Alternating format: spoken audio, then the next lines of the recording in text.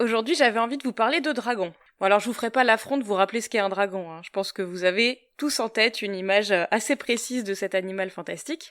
Alors peut-être que certains d'entre vous imaginent plutôt un dragon asiatique, d'autres un dragon bien classique d'Heroic Fantasy, mais c'est pas forcément précisément de ceux-là dont je vais vous parler. En fait, on a tendance à associer les dragons soit à des contrées orientales, soit à des œuvres de fiction, et pourtant il est bien présent chez nous aussi. Alors bien sûr, puisqu'on est dans un pays de tradition chrétienne, on retrouve toutes les histoires de dragons de la Bible, avec notamment un bon nombre de saints qui terrassent ces pauvres cracheurs de feu. Mais il y a beaucoup d'autres dragons en France, des dragons que je qualifierais de régionaux. En effet, la plupart des régions françaises recèlent dans leur folklore, dans leurs légendes, des dragons. Certains disent même qu'en France, on aurait autant de dragons que de fromage. C'est pas peu dire. Ah, c'est clair. Ça fait beaucoup de dragons, en effet. Alors, est-ce que certains d'entre vous ont déjà entendu parler de dragons issus de légendes françaises, que ce soit près de chez vous ou ailleurs ? Oui. Non. Alors moi, j'ai déjà entendu parler de la Tarasque en Provence. Eh oui. Yes. La fameuse c'est marrant, Tarasque. ça. C'est pas celui qui vit dans un puits? Pas tout à fait dans un Ça n'a rien à puits, voir, c'est c'est un dragon de fleuve, mais on va en parler tout à l'heure de la rien à Tarasque. voir. Yes. Est-ce qu'il y en a d'autres ? Bah moi j'ai l'image d'un dragon qui vit dans un puits. Après il y a, je crois que je vais pas dire une connerie, mais il me semble qu'il y a un dragon qui s'appelle le Knucker, je crois, qui vit dans des espèces de marais ou un truc comme ça, mais c'est peut-être plutôt allemand que français. Ah, c'est possible. Ou alors alsacien, comme ça on est entre les deux. Ou alors alsacien peut-être, ouais, entre les deux. Non là comme ça, je t'avoue, j'ai pas de. Les vouivres, c'est pas spécialement français. C'est pas mal français les vouivres aussi, ouais. On en a pas mal en France. Si c'est français les vouivres. Mm. Ah d'accord. Mais en fait, il y a plein de types de dragons différents, donc en fait, c'est ça le truc. Et oui. Enfin, les vrais dragons, après, il y en a, ils ont 4 pattes, d'autres, ils ont que 2 pattes, il y en a qui ont même pas de pattes du tout, qui ressemblent à des serpents, enfin, il y en a plein de types différents, quoi. C'est ça, en fait, on a Eh une ben, image un peu Oui. basique du dragon maintenant, et en fait c'est très varié. Un peu l'influence de The Witcher avec le basilic, les vouivres. C'est vrai que nous, l'image du dragon, finalement, c'est une vouivre, il me semble. Le vrai nom. La vouivre, c'est souvent un serpent plutôt, donc c'est encore un peu différent le dragon qu'on imagine souvent. Ouais. Ça a été codifié avec Bah, l'Heroic ouais. Fantasy et tout ça, mais c'est vrai que Ouais, sinon, c'est ça, parce que moi, le dragon dont j'ai l'image, le dragon bien occidental dont j'ai l'image, mais avant l'Heroic Fantasy, c'est les dragons qu'on voit sur les œuvres qui représentent Saint-Georges, Saint-Michel, etc. Bah, c'est le dragon à 4 pattes avec 2 ailes. On voit juste un espèce de petit truc un peu, un petit serpent dégueulasse se faire pourfendre par un mec avec une lance, alors que le dragon il est minuscule. c'est ça. Là, j'ai pas d'image Ouais, mais tu spécialement. fais référence, ouais, je vois ce que c'est une peinture italienne où tu vois. Ouais, voilà, c'est ça. Vois. Il me semble que c'est une peinture Ouais, italienne. c'est un genre pourfendant C'est ça. le dragon, et au final tu te dis, bah n'importe qui aurait pu le pourfendre vu la gueule. Enfin bref, Ça. on s'égare, pardon Lila. Pas de souci, c'est pour ça que je vous ai posé la question aussi, hein. Un petit peu de digression. Alors justement, tu parlais de Saint-Georges, on va déjà parler un petit peu des dragons qui ont été vaincus par des saints, et il y en a énormément, hein. Bon, en même temps, le serpent géant ou le dragon, c'est toujours un bon moyen pour l'Église catholique de représenter le mal, le diable, et il y a énormément de saints qui se retrouvent à terrasser des dragons. Alors des dragons plus ou moins impressionnants, effectivement, hein, comme vous le disiez juste avant, c'est pas toujours des méga dragons. Alors évidemment, il y a les classiques Saint-Georges ou Saint-Michel, hein, dont on retrouve les images un petit peu partout. Mais en Normandie, on a aussi Saint-Romain qui a triomphé de la gargouille, Saint-Paul qui a vaincu en Bretagne le serpent de l'île de Bas, Saint-Marcel qui a terrassé un dragon qui terrorisait Paris, ou encore Sainte-Marthe qui a permis de vaincre la fameuse Tarasque de Tarascon. Promis, on va en parler après. Yes. Alors mon duo favori, ça reste sans doute Saint-Loup et le Cocatrix à Troyes dans l'Aube.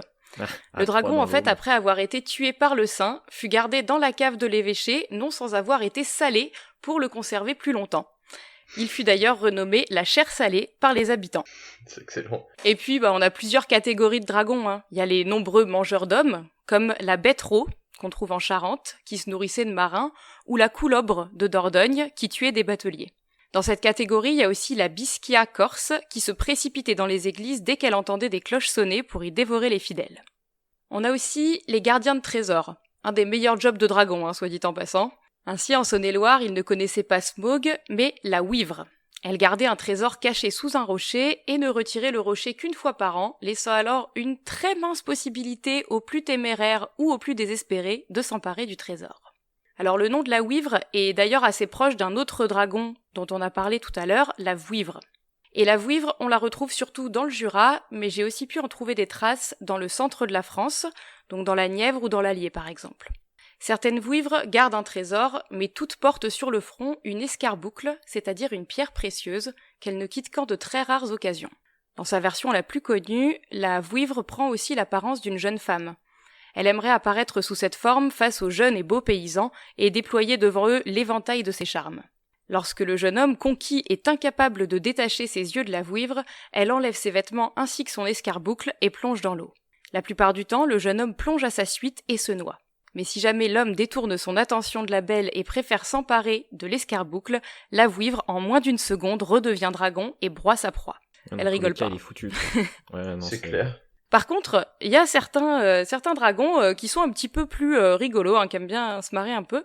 Je les appellerais les dragons tire sur mon doigt, parmi lesquels on va trouver la gargouille de Rouen, qui ne trouve rien de plus intéressant à faire que de démarrer des incendies pour ensuite les attiser à l'aide de ses propres pets. Ouais, je vous avais prévenu, c'est oui, pas les dragons les grand plus élégants. déconneur. Ouais. C'est clair. Ah oui, c'est... On est sur le dragon vraiment du ouais. De la Ça campagne. attrape, Les dragons beaufs, Ouais, voilà, dragon, c'est ça. c'est ça, dragon beauf, quoi, c'est ça. Ah bah il en faut, ils ont le droit de vivre aussi. Évidemment, évidemment. Mais c'était obligé qu'il y en ait un. Alors d'ailleurs, la gargouille, elle aimait aussi envoyer des trombes d'eau sur les habitants, et ce serait donc, selon la légende, à l'origine des gargouilles placées sur les églises. Ah, d'accord. Et il est maintenant temps de parler de la Tarasque. Alors selon la légende, un dragon avait élu domicile à Tarascon, dans les Bouches-du-Rhône. C'était pas un dragon si gros que ça non plus, la Tarasque elle faisait à peu près la taille d'un bœuf, mais son physique était bien assez effrayant comme ça. Imaginez une tête presque humaine, mais avec des dents acérées comme des épées et une haleine putride. Une carapace bardée de piquants, 6 pattes et une queue couverte d'écailles terminée par un dard de scorpion. Et si malgré tout ça vous arriviez à vous approcher de la Tarasque, son contact vous brûlait. Ah oui, d'accord. Voilà. Ça ressemble Alors, à une manticore, en fait. sympathique, presque. Ça ressemble énormément à une manticore. D'ailleurs, c'est sans doute, c'est vrai. lié à la manticore dans l'origine, ouais. C'est très inspiré, ouais, en fait. Alors la Tarasque, elle semait la terreur dans la forêt où elle se terrait, au bord du Rhône. Elle dévorait les troupeaux et les humains, mais elle aussi, elle aimait bien rigoler puisque elle s'amusait à uriner dans le Rhône pour provoquer des crues dévastatrices. Ah, ça fait quand même Ouais, beaucoup. On revient sur le côté bof. On reste dans la thématique caca. Voilà, celle-ci, elle est vomi, aussi dans quoi, en cette fait. Et thématique-là. puis après, on y est, quoi. Il devait boire beaucoup de thé. Eh oui. Alors les tentatives des habitants pour s'en débarrasser se révélaient inefficaces. En effet, les piquants de la carapace la protégeaient des projectiles et même les rites païens échouèrent. Comme souvent dans ces histoires de dragons, il a fallu attendre qu'une figure chrétienne vienne s'en mêler.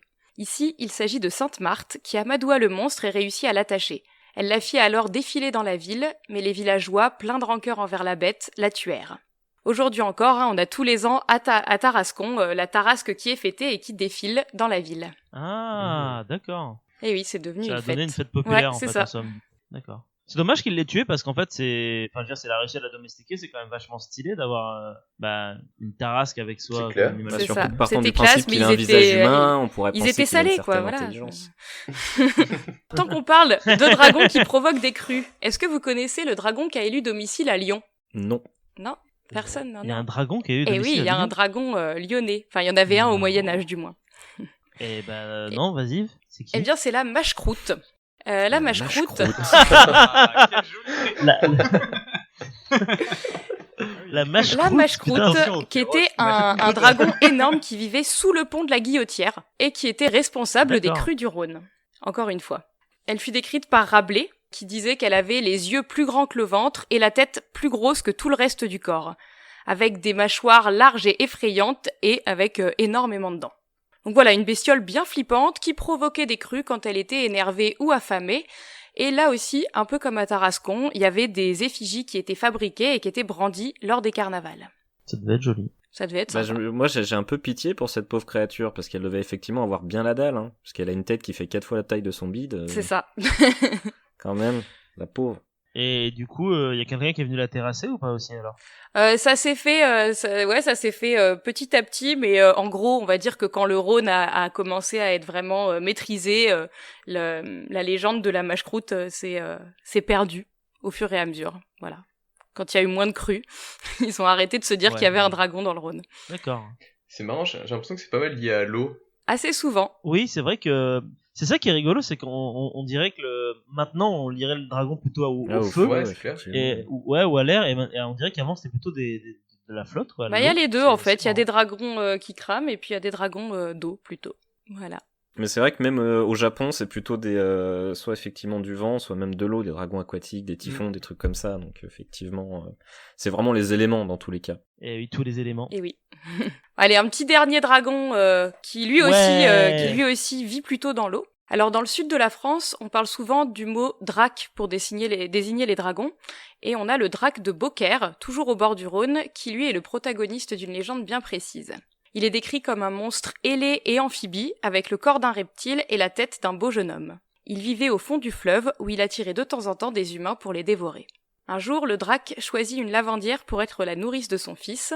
Elle devait nourrir le dragonnet au sein, lui faire sa toilette, le bercer, C'est et surtout dégueulasse. l'enduire d'un baume spécial. Mais elle devait impérativement se laver soigneusement les mains une fois le baume appliqué. La nourrice s'occupait donc du jeune drac, mais un jour, elle se frotta l'œil avant de se laver les mains. Le lendemain, elle se rendit compte qu'elle parvenait à voir le drac avec l'œil qui avait reçu du baume, alors que de l'autre œil, celui-ci restait invisible. Qu'elle venait d'acquérir le pouvoir de voir des choses invisibles. Waouh. Elle n'en dit rien au drac et continua son travail. Classe. Quelque temps plus tard, le drac la libéra en la remerciant ainsi de ses années de bon service. Elle retourna chez elle, mais un jour, au marché, elle vit le drac. Alors qu'il était censé être invisible, celui-ci s'en rendit compte et lui creva alors l'œil avec lequel elle était devenue capable de voir ce qui était invisible. Alors, Donc on part sur une bonne ambiance. ouais, Ça bonne va. ambiance, hein. Une belle morale.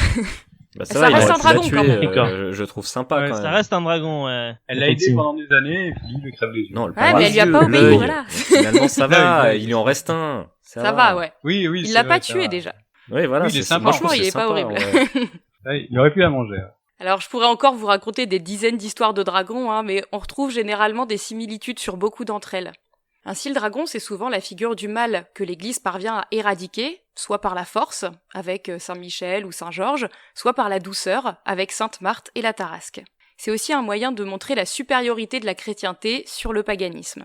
Les dragons, gardiens de trésors et les vouivres s'éloignent généralement de leurs trésors au moment des fêtes religieuses. Et dans les légendes, tenter de s'emparer du trésor, c'est donc non seulement une preuve de cupidité, mais aussi la preuve d'un éloignement de la religion. Si les histoires se finissent parfois bien, les protagonistes ont souvent quand même une vie assez courte après avoir tenté de tromper un dragon et après s'être détournés de Dieu. Enfin, les dragons peuvent être le symbole des forces de l'eau, on en a parlé un petit peu, à une époque où elles n'étaient pas maîtrisées. C'est particulièrement visible le long du Rhône, avec les quelques histoires que je vous ai racontées. Au nord de Lyon, la vouivre peut entraîner des gens dans les eaux, quand plus au sud, les dragons deviennent la personnification des crues dévastatrices du fleuve. Au fur et à mesure que la nature était maîtrisée et que l'Église perdait en pouvoir, les histoires de dragons ont été peu à peu oubliées, mais on en trouve encore des traces un peu partout, que ce soit dans les sculptures des églises, dans les peintures ou encore en procession dans certaines fêtes de ville. Et enfin, ces dragons étant pour beaucoup issus de légendes du Moyen-Âge, ça nous montre aussi, comme on l'a dit aussi tout à l'heure, que le dragon médiéval ne ressemblait pas toujours à l'image qu'on en a aujourd'hui et qui a été vraiment reprise par les œuvres fantastiques, mais que ce terme regroupait en fait une multitude de monstres aux caractéristiques plus ou moins reptiliennes. Et voilà. Eh ben écoute, merci Merci. beaucoup Lila. C'était vachement intéressant. Mais c'est vrai qu'effectivement, super dans les intéressant, dragons merci. que tu nous as décrit, à chaque fois, j'avais Jeff qui était à côté de moi et le dragon qui a une tête de jeune homme avec un corps de serpent, c'est absolument pas comme ça qu'on imagine Oui, un dragon, c'est mais il y a un côté très c'est très féerique en fait tout ça et ça rappelle presque des légendes qui sont païennes et on sent vraiment comme tu disais l'influence chrétienne de rendre méchantes des créatures qui représentent finalement juste plus la nature qu'autre chose. C'est ça. Finalement, l'image du dragon, elle est censée être une image de protection, autant pour leur trésor que pour un peu les forces de la nature ou autres, je pense. Bah à la base je pense que pour les régions païennes etc c'est plutôt quelque chose qui est ambivalent ou c'est pas forcément méchant en soi C'est mais des c'est esprits, Oui, quoi. une manière des de puissances. personnifier un Les phénomène forces de la naturel. nature, Personnifier Il faut la ouais, nature. respecter Mais et voilà la chrétienté a décidé de tout Et c'est vachement intéressant parce que du coup, tu parlais un peu des dragons asiatiques au début. C'est assez intéressant de voir que, bon, Maxime me contredira peut-être tout à l'heure, mais que en Asie, au contraire, les dragons gardent toujours cet aspect à la fois négatif et positif, comme si du coup, c'est vraiment l'influence néfaste de la je rappelle quand même qu'en Chine, ils ont une fête qui continue et je veux dire, c'est encore très très présent chez eux. Au Japon, c'est moins, l'image du dragon, elle a eu tendance à se perdre un petit peu d'un point de vue purement, on va dire, religion ou autre, mais en Chine, par contre, c'est encore très très présent. Ouais, ça reste un symbole fort. Bah c'est ça, c'est un symbole de puissance, un symbole de nature finalement un petit peu. Parce que finalement pour les Chinois, ça souvent c'est par exemple quand il y avait des éclairs dans le ciel, bah il y avait un dragon. Oui. Et c'est ça le truc. Ça représente, comme on disait, ça représente une espèce de force de la nature, une force contre qui on peut rien finalement. Après c'est vrai que c'est pas du tout. Et c'est ça qui est intéressant, c'est que du coup, d'un point de vue occidental, comme il ne peut y avoir que Dieu finalement qui contrôle les belles choses, tous ces éléments naturels qui sont aussi sous forme finalement de dragons en Europe deviennent finalement un symbole de mal alors qu'ils n'étaient pas. Au début, je trouve c'est ça. Je pense que si jamais il n'y avait pas eu justement la religion chrétienne, je pense qu'on en serait plus ou moins au même point que la Chine à ce niveau-là, ou que les pays asiatiques. C'est-à-dire que pour nous, le dragon resterait une espèce de légende un peu ancienne, mais sans pour autant avoir cette espèce de côté violent ou bestial, peut-être. C'est ça. Et puis il y a des animaux réels qui en ont fait les frais aussi, hein, qui pareil ont subi ce travail de sape de l'Église catholique, alors qu'ils étaient considérés comme des êtres un petit peu. Tu penses au loup et à l'ours, j'imagine. Voilà, le loup et l'ours notamment. Ouais. Entre autres, qui ont bien subi ça aussi. Ils sont bien morflés leur race. C'est ça. Cher, ouais. Même encore maintenant. Merci l'Église catholique. Merci l'Église catholique. Yes. Mais sinon on aime toutes les religions. Ah, bien sûr. Bien sûr. Non, mais c'est vrai que c'est hyper intéressant en parlant de se rendre compte que on avait déjà parlé dans l'épisode 9 de Tout et de Rien en compagnie de Jules et de Maxime un petit peu de cet aspect-là folklorique, différence entre folklore asiatique et européen. Là, on reprend un petit peu le même sujet, mais c'est vraiment intéressant de voir qu'on a un rapport à la nature qui est beaucoup plus effacé à cause finalement un petit peu du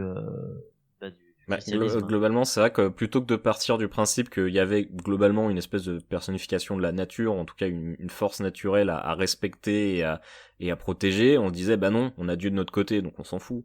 Et je pense que c'est un peu ça le truc, c'est qu'on a remplacé finalement cette image de nature un peu bienveillante ou à protéger par justement l'image de Dieu, et du coup globalement tant qu'on fait ses prières c'est ok.